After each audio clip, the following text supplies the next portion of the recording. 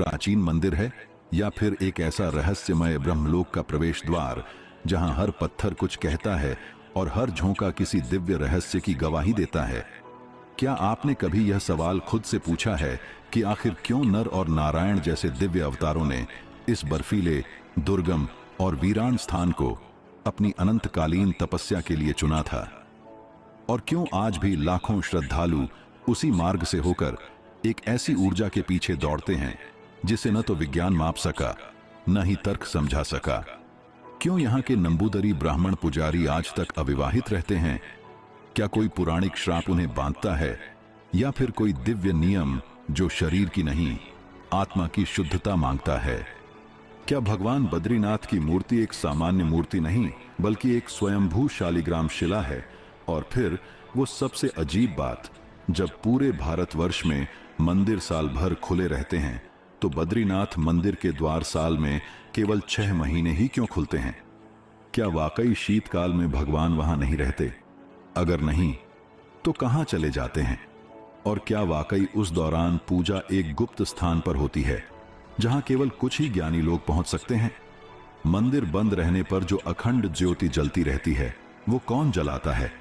और क्यों यह अग्नि कभी बुझती नहीं जबकि मंदिर में कोई नहीं होता? क्या यह वही शक्ति है जो हर युग में स्वयं को जीवित रखती है? और सबसे अजीब बात, बद्रीनाथ में माता लक्ष्मी की पूजा स्त्री वेश पहनकर ही क्यों की जाती है? और क्या लक्ष्मी जी ने स्वयं वृक्ष बनकर भगवान की तपस्या की रक्षा की थी? और क्या यही कारण है कि इस स्थान को बद्रीनाथ कहा जाने लगा? ब्रह्म कपाल पर पिंडदान करने से आत्मा को सीधा मोक्ष मिल जाता है, पर क्यों? क्या सच में वहां ब्रह्मा जी का सिर गिरा था? और क्या वह अब भी अदृश्य रूप में वहां विद्यमान है? वसुधारा झरना, जहां गिरता हुआ जल केवल उन्हीं को छूता है जिनका मन और कर्म शुद्ध हो। क्या यह संभव है, या यह दिव्यता की वो कड़ी है जो केवल सत्य हृदय को स्वीकार करती है? और फिर आता है भीम पुल। क्या यह वही शिला है जो महाबली भीम ने गदा से सरस्वती नदी पर रखी थी ताकि द्रौपदी पार जा सके?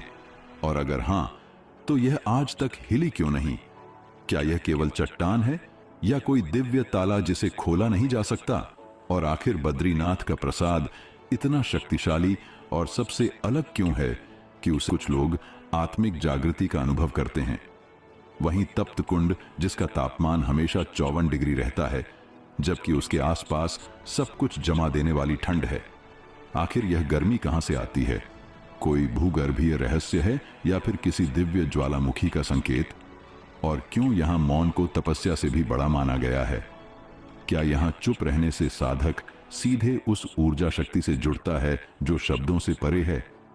क्या नर और नारायण पर्वत वास्तव में धीरे धीरे एक दूसरे की ओर खिसक रहे हैं? और क्या वह दूर नहीं जब दोनों पर्वत मिलकर बद्रीनाथ का मार्ग सदा के लिए बंद कर देंगे? और क्या आपने कभी सोचा है कि बद्रीनाथ धाम में कुत्ते कभी क्यों नहीं भौंकते? और आखिर ऐसा कौन सा रहस्य कि बद्रीनाथ में बादल तो बरसते हैं पर कभी गरजते नहीं? क्यों बिजली चमकती है मगर कभी कड़कती नहीं? क्या यह सब महज संयोग है या कोई दिव्य संकेत? क्यों बद्रीनाथ मंदिर में शंख नहीं बजाया जाता जबकि पूरे भारत में इसे पवित्र माना जाता है? क्या वाकई जोशीमठ में भगवान नरसिंह की मूर्ति का हाथ धीरे धीरे गायब हो रहा है? और अगर हां, तो उस दिन क्या होगा जब वो हाथ सुई जितना पतला होकर अलग हो जाएगा? आखिर बद्रीनाथ और कलयुग के अंत का क्या कनेक्शन है? इन सभी रहस्यों और चौंका देने वाले तथ्यों को जानने के लिए इस वीडियो को अंत तक जरूर देखें, क्योंकि आज हम आपको बद्रीनाथ धाम के उन रहस्यों से परिचित कराने जा रहे हैं जिन्हें जान आपकी सोच पूरी तरह बदल जाएगी। तो नमस्कार दोस्तों, मैं रवि आपका मेरे चैनल रवि वर्ल्ड ट्यूब में स्वागत करता हूं। बद्रीनाथ धाम के सभी रहस्यों को जानने से पहले हमें बद्रीनाथ धाम की उत्पत्ति को समझना होगा। बद्रीनाथ धाम केवल एक मंदिर नहीं, बल्कि सनातन धर्म की एक जीवंत धरोहर है, जिसकी स्थापना से लेकर इसके गूढ़ रहस्यों तक हर पहलू में एक दिव्य शक्ति समाहित है। पौराणिक मान्यताओं के अनुसार इस स्थान का निर्माण स्वयं भगवान विष्णु ने किया था, लेकिन यह तथ्य बहुत कम लोग जानते हैं पहले भगवान शिव का निवास था। यह कथा एक अनोखी लीला से जुड़ी हुई है, जिसमें भगवान विष्णु ने स्वयं बालक का रूप धारण कर एक अद्भुत योजना बनाई, जिससे वे इस पवित्र भूमि पर वास कर सके। कहा जाता है कि हजारों वर्ष पूर्व जब धरती पर देवताओं और अर्षियों का वास था, तब हिमालय की गोद में बसे इस दिव्य स्थान पर भगवान शिव और माता पार्वती अपने परिवार सहित निवास करते थे। उनकी उपस्थिति से यह भूमि और भी पवित्र हो गई थी। चारों ओर दिव्यता की छटा बिखरी हुई थी और यहां का वातावरण तपस्वियों के लिए एक अनुकूल स्थान था। परंतु भगवान विष्णु को इस स्थान की शुद्धता और आध्यात्मिक ऊर्जा इतनी प्रिय लगी कि उन्होंने इसे अपना ध्यान केंद्रित करने का स्थान बनाने का संकल्प लिया। भगवान विष्णु जानते थे कि यह स्थान सीधे मांगना उचित नहीं होगा। उनकी उपस्थिति से यह भूमि और भी पवित्र हो गई थी। चारों ओर दिव्यता की छटा बिखरी हुई थी और यहां का वातावरण तपस्वियों के लिए एक अनुकूल स्थान था। परंतु भगवान विष्णु को इस स्थान की शुद्धता और आध्यात्मिक ऊर्जा इतनी प्रिय लगी कि उन्होंने इसे अपना ध्यान केंद्रित करने का स्थान बनाने का संकल्प लिया।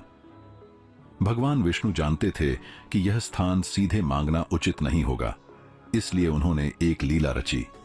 उन्होंने एक छोटे बालक का रूप धारण किया और जोर जोर से रोने लगे। माता पार्वती जब बाहर आईं, तो उन्होंने देखा कि हिमालय की ठंडी हवाओं के बीच यह बालक रो रहा है। उसकी आंखों से आंसू बह रहे हैं और वह असहाय प्रतीत हो रहा है। माता का हृदय दया से भर गया और उन्होंने बालक को अपनी गोद में उठा लिया। लेकिन अचरज की बात यह थी कि बालक शांत होने का नाम ही नहीं ले रहा था। भगवान शिव ने माता पार्वती से कहा, यह बालक कोई साधारण नहीं है, इसे छोड़ दो, यह स्वयं शांत हो जाएगा। परंतु माता की ममता ने उन्हें ऐसा करने नहीं दिया। उन्होंने बालक को अपने कक्ष में ले जाकर उसे सुलाने का प्रयास किया।